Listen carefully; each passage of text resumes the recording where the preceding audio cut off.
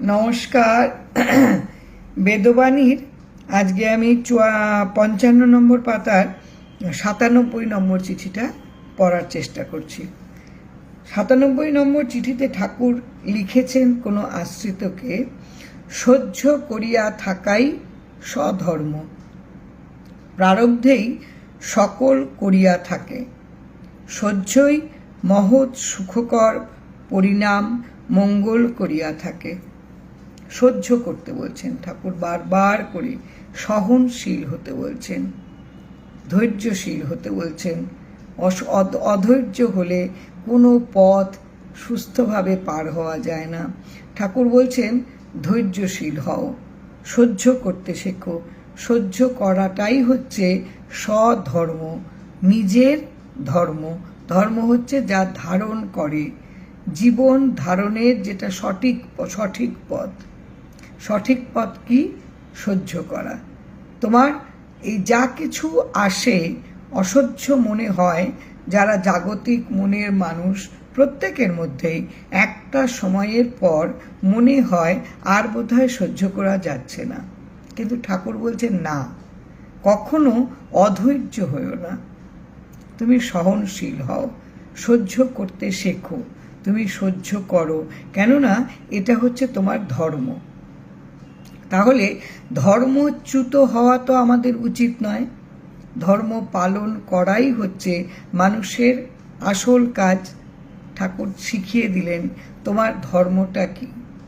কখনো ধৈর্যচ্যুত হতে ঠাকুর বারণ করলেন, তাহলে তুমি তোমার ধর্মচ্যুত হবে।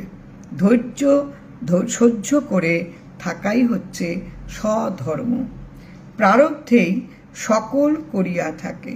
প্রারব্ধ হচ্ছে যা আমার অর্জিত কর্মফল, যেটা ভোগ শুরু হয়েছে।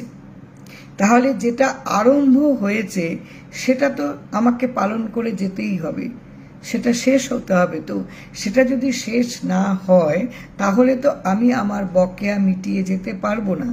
এবার এই প্রারব্ধ ভোগ, আমার যেমন কর্ম আমাকে তেমনই প্রারব্ধ ভোগ করতে হবে।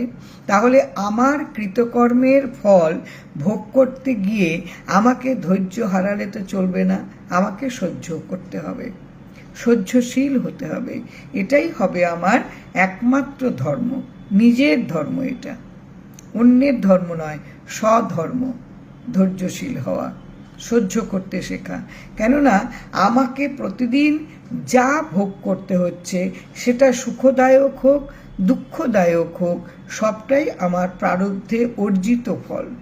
কাজেই এটা ভোগ করতে গিয়ে আমার ধৈর্য হারালে চলবে না। সহ্যই মহৎ সুখকর পরিণাম মঙ্গল করিয়া থাকে। এই সহ্য শক্তি যদি থাকে তাহলে এটা কি করবে? মহৎ। মহৎ হচ্ছে এখানটায় তিনি মহৎ বলছে উদার মনের ব্যক্তি, যার উদাত্ত মন, যার উদারতা আছে, সে যে কোনো পরিবেশে নিজেকে মানিয়ে নিতে সে জানে, যে কোনো কষ্টেতে নিজেকে সহনশীল হতে সে জানে। তাই বলছেন ঠাকুর, সহ্যই মহৎ সুখকর। এটা হচ্ছে অত্যন্ত আনন্দদায়ক, সুখকর।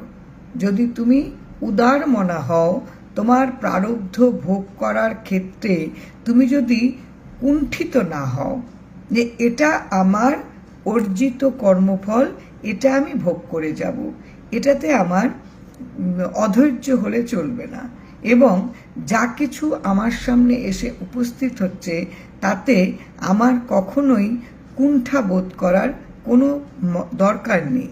আমি যদি এগুলো সহ্য করে যাই, সহ্য করতে পারবো যদি আমার উদার মন থাকে, যদি আমার ভেতরে কুণ্ঠা না থাকে যে আমি ফাঁকি মারবো, ফাঁকি মেরে আমি কাজটা করব না, তাহলে কিন্তু আমার প্রারব্ধ ভোগের শেষ হবে না।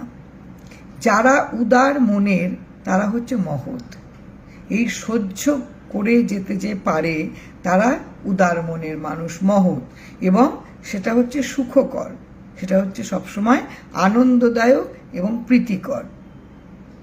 পরিণাম, পরিণাম হচ্ছে আমার পরিণতি, আমার শেষ দশা মঙ্গল করিয়া থাকে। মঙ্গল হচ্ছে শুভ, সব সময় শুভ হয়। আমি যদি আমার অর্জিত কর্মফল ভোগ করতে গিয়ে আমি যদি কুণ্ঠিত হই, তাহলে আমার অর্জিত কর্মফল আমি সম্পাদন করতে পারবো না। অধৈর্য যদি হই, আর আমি যদি একবার বুঝে যাই যে যা কিছু আমার এই যে কৃত ক্রিয়া, যা প্রতিদিনের কাজ, সেটা ঠাকুর দিচ্ছেন, আমি করছি, এটা আমার কোনো কিছুই নিজের সৃষ্ট কোনো কাজ নয়, তাহলে সেই কাজগুলি করতে গিয়ে ঠাকুরের দেয়া কাজ পালন করা, সহ্য করে, এটাই তো আমার ধর্ম। এই ধর্ম পালন করে গেলে আমার প্রারব্ধ ভোগ কেটে যাবে। এবং এটা কারা পারে? যাদের সহ্যটা করার মতন উদার মন থাকে, সহনশীলতা, ধৈর্যশীলতা যার চরিত্রের বৈশিষ্ট্য, তাকে বলা হয় উদার মনা।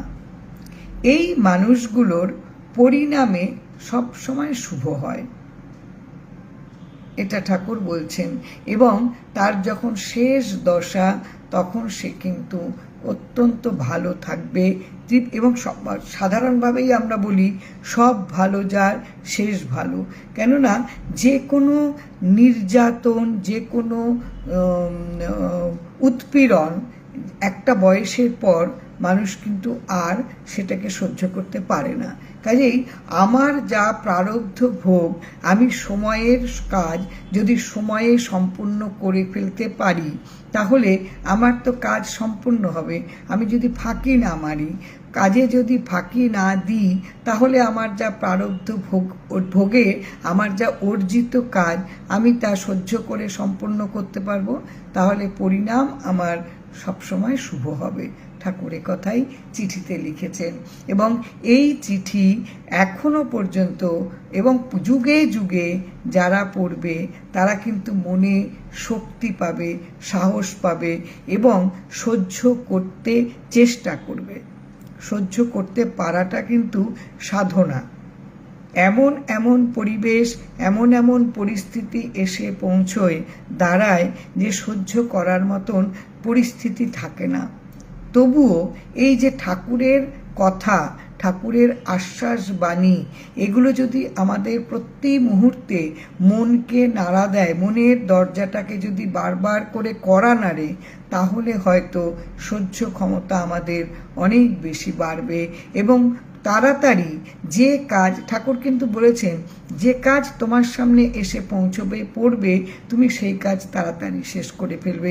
এটা বোধহয় আমি কালকে বলেছিলাম এই চিঠিটা। কাজেই আমি যা কাজ করি, এটা আমার ঠাকুরেরই দেওয়া কাজ এবং আমার প্রারব্ধের অর্জিত আমার কর্মফল। এই কাজ করতে গিয়ে আমার ফাঁকি দিলে চলবে না এবং আমার অধৈর্য হলেও চলবে না। যদি আমি সেইভাবে মেনে নিয়ে চলতে পারি, তাহলে আমার পরিণাম আমার শুভ হবে।